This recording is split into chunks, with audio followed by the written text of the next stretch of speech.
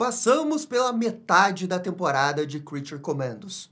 E o quinto episódio teve como grande destaque a aparição de um vilão do Batman, o Cara de Barro. Além, é claro, do passado do Frankenstein, mostrando o quão bizarra é a sua mente por aqueles que ama. E hoje vamos continuar a nossa saga para analisar todos os episódios de Creature Commandos. Vamos olhar as referências, o arco de personagem do Frankenstein e também comentar algumas teorias que foram por água abaixo depois desse episódio. Mas também surgem outras novas teorias que são bem empolgantes. Então tem muita coisa pra gente ver no vídeo de hoje, vamos lá. O episódio começa com a doutora McPherson, que é aquela especialista em Temícera, dando uma aula na universidade. No episódio não chegam a revelar qual que é o nome dessa universidade. Contudo, é importante lembrar que essa é uma personagem criada nas HQs de Gotham Academy. Então, talvez a gente esteja falando do mesmo lugar. Até porque depois vai aparecer o Cara de Barro, e como o Cara de Barro é um vilão do Batman,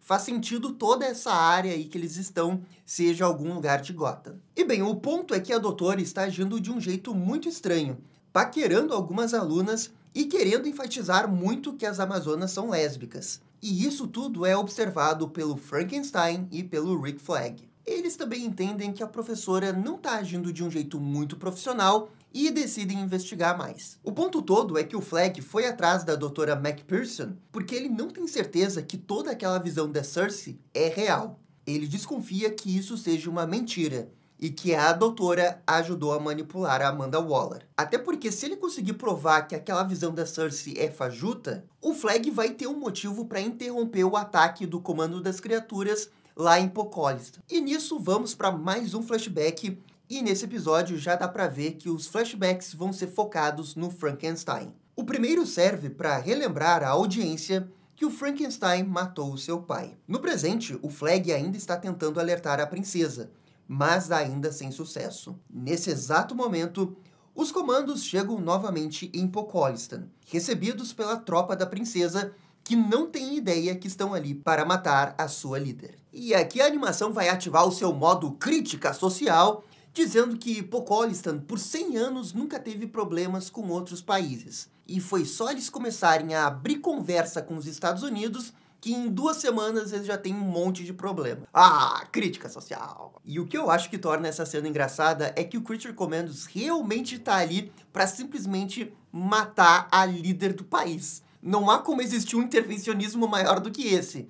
Guerras começaram por causa disso. O general Alexei até estranha eles estarem de volta, mas obviamente ninguém revela as verdadeiras intenções do grupo. Mesmo desconfiando, ele concorda em levar os monstros até o castelo. Enquanto isso, nos Estados Unidos, a dupla Flag e Frank chegam na casa da professora suspeitando que tem algo de errado. E também vai ter essa piadinha aí que eu achei muito engraçada do gato na coleira, o que é típico de James Gunn. Mas enfim, essa piada acaba sendo importante porque é o link que eles usam para acabar dando o outro flashback do Frankenstein. E nesse flashback, descobrimos que o Frank fugiu do castelo pegando fogo até um riacho. Ele acabou apagando de tanta dor e a correnteza da água o levou para longe. Uma romani e cega chamada de Bogdana o salva e decide cuidar do monstro. No dia seguinte, Frankenstein conversa com essa senhora sobre como ser cego impede de ver a beleza do mundo. E aqui eu achei uma belíssima sacada colocar o Frankenstein para conversar com essa senhora que é cega. Isso coloca esse personagem numa situação em que ele pode aprender muito com essa senhora e realmente ver a beleza do mundo. E claro, é uma trope, é uma senhora sábia que ajuda o mais jovem, que é meio inocente. A gente já viu isso tantas vezes. Mas esse episódio também vai brincar um pouco com essa expectativa e subverter ela, ao fazer com que o Frankenstein não aprenda nada com essa senhora. Agora, um tanto quanto uma coincidência ele encontrar a única pessoa nessa floresta e vejam só, ela sabe mexer com ervas e conseguir uma cura para ferimentos de queimadura. Bem que eu queria ter isso 6 meses atrás. No presente, na casa da professora que o Rick Flag invadiu, vemos alguns itens de origem grega. E eu vi na internet algumas pessoas teorizando que esses itens antigos são, na verdade, de Temícera. E tem até esse capacete que se parece com o capacete que a Mulher Maravilha já utilizou nas HQs. E tipo, sim, realmente podem ser itens de Temícera, mas o design desses itens são tão genéricos para uma arquitetura grega antiga que pode ser sobre qualquer coisa. Como essa doutora é especializada em Temícera, faz sentido serem objetos de Temícera. Agora, eu só não sei como que ela tem tantos objetos de Temícera, né? O Rick Flag vai até o segundo andar e lá nota um rastro de sangue. Ele chama o Frankenstein e mostra o corpo da verdadeira professora McPherson no quarto dela. E, bem, isso confirma que a outra McPherson que a gente estava vendo no episódio anterior e nesse é uma impostora. E pelos trailers já dá pra deduzir quem que é essa pessoa. E lá se vai a teoria de que a princesa Ilana era o cara de barro. Era uma boa teoria, sabe? Eu queria acreditar nessa teoria. Eu pessoalmente achava que o general Alex fosse o cara de barro. Mas se você parar pra pensar, faz muito mais sentido o cara de barro estar nos Estados Unidos do que num país no leste europeu, né? Essa informação era tudo o que o Flag precisava. Ele liga para o castelo e consegue avisar a princesa Ilana que ela está em perigo. Isso porque o Creature Commandos está indo lá para matá-la. Enquanto ele fala no telefone, o Frankenstein fica interrompendo, querendo que ele seja o assunto da conversa. Esse é um ponto que o James Gunn é muito bom, ele consegue desenvolver os personagens de uma maneira tão orgânica, só com ele conversando, enquanto que o outro tá conversando sobre a história principal. Isso ajuda a história a fluir muito mais facilmente e deixa esses personagens muito mais críveis. Novamente, o movimento clássico do James Gunn, ele é especialista nisso, mandou bem. Flag consegue avisar a Ilana, mas logo em seguida, os dois veem a professora, ou melhor, a sua impostora, chegando na casa e obrigando os dois a se esconderem. O episódio, então, vai para mais um flashback. Vemos que se passou um tempo e o Frankenstein continua morando com a senhorinha. Os dois se tornaram bons amigos, e a criatura nota que é boa usando armas, e até agradece a senhora por ter cuidado dele todo esse tempo. Mas essa senhora diz para ele não chamar esse lugar de refúgio, e sim de uma casa. Junto com o doguinho Ivan e o Frankenstein, ela diz que nunca teve tanta paz estando ali. E sem que o Frankenstein tenha percebido, ele acabou encontrando um lar, estava vivendo ali. Talvez por um breve momento ele tenha esquecido da noiva. Mas quando essa senhora fala que esse é como se fosse um lar para ele, aí ele lembra que esse lugar não é como um lar para ele.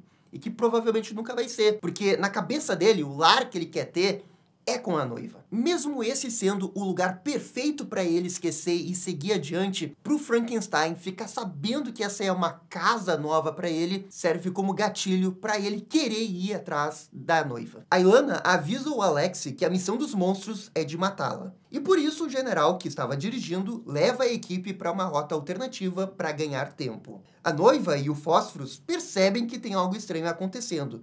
E a cada desculpa, Fósforos se irrita um pouquinho mais. Cortamos pro Flag, e a animação finalmente revela quem estava fingindo ser a professora. É o cara de barro, que estava aqui jogando Mortal Kombat no seu Xbox. E duas coisas a se destacar aqui. Que propaganda escancarada da Microsoft, né? Até o logo do Xbox apareceu ali. E a outra coisa é que eu acho que essa revelação do cara de barro é muito foda. Ou melhor, ela seria uma revelação muito foda se a gente não soubesse que é o cara de barro. Como eles revelaram no trailer que o cara de barro tava na série, tirou o fator surpresa que a gente poderia ter tido aqui. Eu acho que eles não deveriam ter revelado. Na boa, eles não deveriam ter colocado o cara de barro no trailer. Porque isso teria aumentado o nível de mistério do episódio mesmo. Nossa, a doutora McPherson morreu, então quem será que é ela? Quem que é o impostor? A gente poderia fazer 500 teorias enquanto o episódio tá acontecendo. Isso é bom, eu gosto disso, pelo menos. Mas como eu sei que só pode ser o cara de barro, acaba... ok, eles vão revelar nesse episódio que é o cara de barro. Por isso que eu acho que não deveriam ter revelado. Agora, o que parece estar acontecendo é que alguém pagou pro cara de barro fingir ser a doutora. E quem quer que tenha pagado pro cara de barro fazer isso já sabia de tudo que estava acontecendo e provavelmente queria que matassem a princesa Ilana. E agora realmente veio um mistério bom. Quem realmente contratou o cara de barro para fingir ser a doutora McPherson? Será que o cara de barro pertence a algum grupo de super vilões e deram essa ordem para ele? Tipo uma Legião do Mal? Eu sei que não é uma Legião do Mal, mas é alguma coisa estilo a Legião do Mal. Tipo o grupo da luz que aparece no Young Justice. A outra possibilidade que eu pensei é ter sido a própria Amanda Waller. Eu sei que eu tô maluco nessa teoria aqui, mas eu consigo ver a Amanda Waller querer fazer todo esse joguinho só pra ter a desculpa perfeita pra matar a Princesa Ilana e conseguir ter os interesses dos Estados Unidos atendidos. Tem também a outra possibilidade de não ter sido a Amanda Waller, mas ter sido alguém do governo dos Estados Unidos, com a intenção de querer fazer esse intervencionismo pra matar a princesa. O Flag reconhece o Cara de Barro e os dois tentam fugir, mas o vilão do Batman é mais esperto e pega os dois no flagra. Enquanto isso, em Pocolistan, as desculpas do general acabam, e o comando das criaturas percebe que caiu numa cilada. E agora precisam fugir do exército. A primeira vítima é o Alex, que coitado morre sem nem saber o que aconteceu. E aqui a gente já tem uma pequena amostra da extensão dos poderes do Dr. Fósforos. O cara pulverizou metade da cabeça do outro sem esforço algum. Eu adorei o nível de violência gráfica dessa cena. E agora eu fiquei curioso para saber como que o Batman derrotou o Dr. Fósforos anteriormente. Pelo jeito, nesse universo, o Dr. Fósforos pode controlar a temperatura do corpo dele para não queimar muito as pessoas ou derreter a face delas com um mero toque. Isso era meio óbvio, porque, bem, ele tá usando roupas, né? Então ele deve conseguir controlar a temperatura do corpo para não queimar essas roupas. É o que eu pensei, né? A não ser que ele tenha roupas anti-radiação, roupas customizadas para ele. E assim, ó, fica bem na cara que lá naquele primeiro episódio, quando o Fósforos lutou com o Flag, ele acabou maneirando na luta. Pelo jeito, o Fósforos lutou sem realmente ter intenção de matá-lo. O que eu acho que é coerente, afinal, o Rick Flag fazia parte da equipe dele, e se ele matasse o Rick Flag, com certeza ele teria problemas maiores nos Estados Unidos. Então, ok, lá naquele episódio faz sentido ele ter sido nerfado. Mas a verdade é que esse cara é muito poderoso. O desenho, então, fica intercalando duas cenas de ação. Uma com o Flag contra o Cara de Barro e outra dos monstros contra o exército. São cenas muito boas e detalhe pro nível da violência gráfica que temos aqui. Pra mim, a melhor parte foi essa do Flag tendo a sua coluna quebrada ao estilo Bane. E também destaque pro Fósforos, né, usando totalmente os seus poderes. A cena que ele atravessa o tanque e mata aquelas duas pessoas xingando elas é muito foda. Sacanagem de foda essa cena. E é também aqui que vai ter uma referência a um antigo cachorrinho do James Gunn nessa propaganda. É muito aleatório, mas isso já tinha acontecido no filme do Esquadrão Suicida. Depois de derrotar o Flag, o Cara de Barro tenta vencer do Frankenstein, mas o monstro consegue detê-lo ao levar um choque. E como Frankenstein foi criado a partir de uma tempestade elétrica, eu imagino que ele seja imune a esses choques elétricos. E isso é o suficiente para derrotar o Cara de Barro, que perde o controle da sua forma. E fica a dúvida aqui se esse Cara de Barro realmente morreu com esse choque. Eu acho que não, tá? E além disso, nesse episódio, eles não revelaram quem que é esse Cara de Barro. É só o Cara de Barro, mas não falaram qual o nome dele. Se é o Basil Karlo, Matt Hagen ou algum outro Cara de Barro, que tem um monte nas HQs, né? Mas assim, eu acho que é o Cara de Barro Basil Karlo. Porque a gente sabe que o filme do Cara de Barro que vai ter em 2026 é com o Basil Karlo. E eu acho um pouco improvável que eles fossem fazer dois Caras de Barro assim. Mas é DC, tudo é possível. Pode ser aqui o Matt Hagen e no filme ser o Basil Karlo também. E olha, eu confesso que achei um pouco anticlimático o Cara de Barro ser derrotado com um simples choque na tomada. E o pior é que eu nem sei o que eles poderiam fazer de diferente pra conseguir derrotar o Cara de Barro. Porque ele é realmente muito poderoso e pra enfrentar o Cara de Barro sem preparo, não é pra muitas pessoas, sabe? Geralmente derrotam o Cara de Barro usando coisas de gelo, né? Pra ele não conseguir se movimentar. Mas aqui foram com a alternativa do choque elétrico. E por mais que eu ache um pouco forçado, não tinha muito outro jeito de derrotar o Cara de Barro, sabe? Então é ok. É uma pena também que a luta é muito rápida, porque o episódio tem 20 minutos, eles têm que fazer um monte de coisa em 20 minutos e não dá tempo. Mas ok, a luta foi legal, eu vou dizer que foi minimamente satisfatória pelo jeito que ela acabou. Vemos que o Flag ficou gravemente ferido. Obviamente, ele não morreu porque vai aparecer no filme do Superman. Isso desencadeia um último flashback do Frankenstein, na qual vemos que ele não aprendeu nada ao morar com a senhora. Achando que está sendo caridoso, ele mata essa senhora. E o que, de certa forma, rima com um diálogo que ele teve antes, dizendo que preferiria morrer do que viver cego.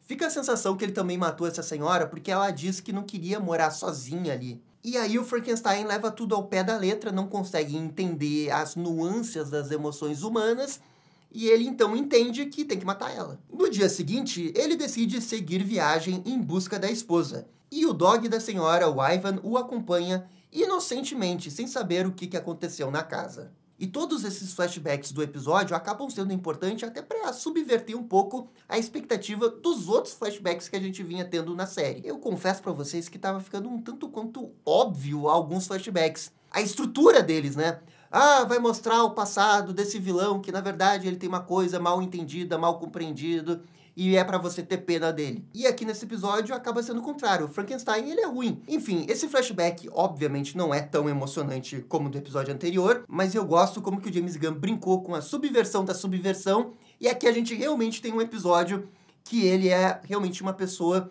que comete atos ruins, porque tava ali todos os clichês para ele aprender alguma coisa. A senhora experiente, a casa do repouso, e ele no final não aprende nada. Eu gosto disso porque eu acho que combina com essa versão do Frankenstein. Enquanto isso, em Pokolistan, a equipe se separa ao fugir do exército. O próximo episódio deve mostrar as criaturas tentando se reagrupar. E aqui termina o episódio 5, faltando apenas 2 agora. Pois é, tá terminando Creature Commandos. Eu gostei desse episódio, como eu disse, ele pode até não ser tão emocionante como o episódio 4, mas eu acho que esse episódio ele é tão bom quanto o outro porque ele equilibra melhor o flashback. O Frankenstein, ele é bem mais ativo na história do que, por exemplo, o Doninha foi no episódio 4. Ele tem um equilíbrio melhor entre passado e presente, tem mais coisas acontecendo nas duas linhas do tempo, e por isso que eu acho que esse é um episódio que entretém mais, embora ele não seja tão emocionante como o outro. Mas ele tem outras qualidades, e as cenas de ação são muito boas também. Olha, pra nota, vou dar nota 8. Gostei da participação do Cara de Barro e estou muito intrigado com esse mistério envolvendo quem o contratou e quem está por trás de toda essa trama. Se é algum vilão, um grupo de vilões ou até mesmo algum membro do governo dos Estados Unidos. A gente sabe que no filme do Superman, o Rick Flag Sr. vai ser o novo comandante da Argus. Tô achando aí que podem prender a Amanda Waller. Mas essa é só uma teoria, vamos ver se isso se confirma. Pode ser qualquer outra pessoa que tá armando por trás. Enfim, galera, muito obrigado para todo mundo que assistiu o vídeo até o final. Façam suas teorias, comentem aqui o que vocês estão achando de Creature Commandos. E no mais, eu fico por aqui. Muito obrigado e dale DC! E essa foi a nossa análise do episódio 5 de Creature Commandos. E aí, gostaram? Não gostaram? Deixem suas opiniões nos comentários. E se curtiram o vídeo, deixe aquele joinha e inscreva-se no canal para ficar sabendo absolutamente tudo sobre Batman. Obrigado, gente, e até a próxima. Tchau, tchau.